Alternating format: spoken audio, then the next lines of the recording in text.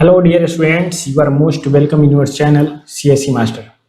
आज के video lecture में यूनिट 2 जो कि है प्रोसेस मैनेजमेंट, इसके नेक्स्ट टॉपिक को हम डिस्कस करेंगे। तो चलिए शुरू करते हैं।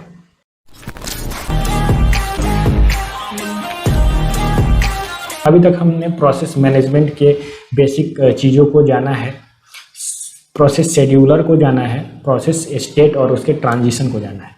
अब जो हमारा नेक्स्ट टॉपिक है वो है प्रोसेस क्यू, जो कि एक इम्पॉर्टेंट टॉपिक है ऑपरेटिंग सिस्टम को बेहतर तरीके से समझने के लिए। तो प्रोसेस क्यू होता क्या है, सबसे पहले हम इसको समझते हैं। हमारे पास प्रोसेस के डिफरेंट स्टेट हैं। हमने 7 स्टेट को समझा है। सभी स्टेट में बहुत सारे मल्टीपल नंबर ऑफ प्रोसेसेस होते हैं, और वो जो प्रोसेसेस होते हैं वो डिस्क्रीट मैनर में नहीं होते हैं, बिखरे हुए नहीं होते हैं, वो एक अरेंज्ड मैनर में होते हैं। और उसी अरेंज्ड मैनर को हम क्यों कहते हैं, मतलब कतार में उनको रखा जाता है। जैसे रेडी स्टेट है, रेडी स्टेट में बहुत सारे नंबर ऑफ प्रोसेसेस होंगे। अब उन नंबर ऑफ प्रोसेसेस को एक क्यू में रखा जाता है। ऐसे ही सस्पेंडेड स्टेट है, वहाँ भी बहुत सारे प्रोसेस सस्पेंडेड होंगे, उनको भी क्यू में रखा जाता है। ऐसे ही वेट ब्लॉक हैं, उसको भी क्यू में रखा जाता है।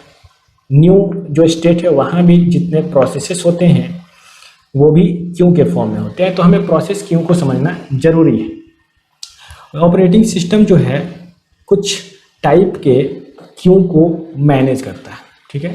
और जो भी अलग अलग प्रोसेस स्टेट हैं उनमें इन क्यू को बैलेंस किया जाता है। किसी भी प्रोसेस से पीसीबी जो रिलेटेड होते हैं, हमने बताया है बेसिक चीज़ें पीसीबी के बारे में कि एक कोई प्रोसेस P1 है तो इसका जितना भी प्रॉपर्टी है वो पीसीबी में स्टोर हो जाता है, ठीक है। पीसीबी एक मेमोरी होता है जहाँ पर प्रोसेस का पूरा इन्फॉर्मेशन होता है। प्रोसेस आईडी क्या है, प्रोसेस का नाम क्या है, प्रोसेस का रजिस्टर क्या है, प्रोसेस का स्टेट क्या है, etc। तो पीसीबी उसी को कहते हैं। तो किसी भी प्रोसेस से जो रिलेटेड पीसीबी होता है वो भी क्यू के फॉर्म में उसी स्टेट में स्टोर किया जाता है जिस स्टेट में प्रोसेस होता है, ठीक है। ऐसे ही प्रोसेस एक स्टेट से दूसरे स्टेट में मूव करते रहता है, तो उस कंडीशन में पीसीबी का क्या होगा। तो जैसे कोई प्रोसेस एक स्टेट से दूसरे स्टेट में मूव करेगा, उस प्रोसेस का पीसीबी प्रीवियस स्टेट से अनलिंक कर दिया जाएगा, और जो करस्पॉन्डिंग स्टेट है जिसमें ट्रांजिशन हुआ है प्रोसेस का, उसमें पीसीबी को स्टोर कर दिया जाता है, ठीक है।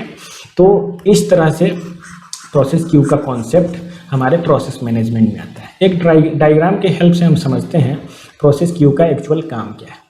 तो देखिए, जो न्यू स्टेट होता है वहाँ पर सेकेंडरी मेमोरी में कुछ प्रोसेसेस रहते हैं, और उस प्रोसेसेस को उठा करके रेडी स्टेट में लॉन्ग टर्म शेड्यूलर रखता है। तो न्यू स्टेट में जितने भी प्रोसेसेस हैं वो जॉब क्यू कहलाते हैं, ठीक है। अब रेडी स्टेट में प्रोसेस आ जाता है, यहाँ भी प्रोसेस बहुत सारे प्रोसेस हैं, ये भी क्यू के फॉर्म में होते हैं। वेटिंग इवेंट में भी जो प्रोसेस हैं वो भी क्यू के फॉर्म में होते हैं। तो जैसे जैसे ट्रांजिशन होता है किसी प्रोसेस को, तो वो प्रोसेस एक स्टेट से दूसरे स्टेट में जाता है, और उसके रिगार्डिंग जो भी पीसीबी है वो क्यू के फॉर्म में नए स्टेट में स्टोर किया जाता है, ठीक है। तो प्रोसेस क्यू कितने टाइप के होते हैं, चलिए हम उसको समझते हैं। तो प्रोसेस क्यू 3 तरह के होते हैं।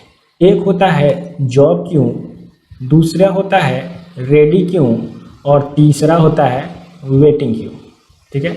3 जगह हमारा प्रोसेस स्टोर किया जाएगा। सबसे पहले जॉब क्यू में, जो कि सेकेंडरी स्टोरेज में होता है, सेकेंडरी मेमोरी में होता है। सेकेंड होता है रेडी क्यू, जो कि प्राइमरी मतलब मेन मेमोरी में होता है। और तीसरा जो होता है वेटिंग क्यू, यहाँ पर प्रोसेस वेट करते हैं, ठीक है। तो इन तीनों क्यू को हम समझते हैं। सबसे पहले जॉब क्यू को समझते हैं। जॉब क्यू जो है वैसे क्यू ऑफ प्रोसेस को कहा जाता है जहाँ की प्रोसेसेस स्टोर किए जाते हैं। सिंपली वो रेडी भी नहीं होते हैं, बस वहाँ पर स्टोर किए जाते हैं। जैसे सेकेंडरी मेमोरी में बहुत सारे प्रोग्राम हमारे हार्ड डिस्क में हो सकता है, तो वे सारे जो प्रोसेस हैं वो स्टोर किए जाते हैं जॉब क्यू के फॉर्म में, ठीक। और इसको सेकेंडरी मेमोरी में मेंटेन किया जाता है। लॉन्ग टर्म शेड्यूलर का काम है, जैसा कि हमने प्रोसेस शेड्यूलर में पढ़ा था, लॉन्ग टर्म शेड्यूलर का काम है कि वो जॉब क्यू से प्रोसेस को उठाए और उसको प्राइमरी मेमोरी में डाल दे, जहाँ की रेडी स्टेट, ठीक है। सेकेंड, रेडी क्यू का क्या काम है? तो रेडी क्यू जो है ये प्राइमरी मेमोरी में मेंटेन किया जाता है, हमने पहले बताया। और short term scheduler primary memory से, मतलब रेडी स्टेट से जो कि प्राइमरी मेमोरी में है, वहाँ से प्रोसेस को उठाता है और कहाँ डाल देता है? सीपीयू में डाल देता है एग्जीक्यूशन के लिए, okay. Next one is waiting queue. Waiting queue का काम क्या होगा? तो अगर किसी प्रोसेस को इनपुट आउटपुट ऑपरेशन कराना है तो वैसे प्रोसेस को सीपीयू वेट ब्लॉक स्टेट में डाल देता है, और उस वेट ब्लॉक में स्टेटमेंट में बहुत सारे वैसे प्रोसेसेस होते हैं जो कि इनपुट आउटपुट ऑपरेशन के लिए वेट कर रहे होते हैं कि मेरा प्रिंटर खाली होगा तो हम जाएंगे और प्रिंट करेंगे, मेरा कीबोर्ड खाली होगा तो हम जाएंगे और इनपुट लेंगे। तो वैसे तो बहुत सारे प्रोसेस होंगे, तो वो प्रोसेसेस डिस्क्रीट मैनर में बिखरे हुए नहीं होते हैं, वो एक क्यू में, एक कतार में होते हैं। तो वेटिंग क्यू उसी को कहा जाता है, ठीक है। The context PCB associated with process get stored on the waiting Q which will be used by processor when the process finish the input output operation, okay. तो यहाँ जो पीसीबी है, जो प्रोसेस से एसोसिएटेड कंटेक्स्ट हैं, वो भी जैसे कोई प्रोसेस वेटिंग क्यू में है वैसे उसको वहाँ पर भी स्टोर किया जाता है, ठीक है। तो इस तरह से हमने देखा प्रोसेस क्यू क्या होता है। आपको ये वीडियो कैसा लगा हमें कमेंट में ज़रूर बताएं। अगर वीडियो अच्छा लगा तो वीडियो को लाइक करें। आप चैनल पे नए हैं, अभी तक चैनल को सब्सक्राइब नहीं किया है तो चैनल को सब्सक्राइब करें। थैंक्स।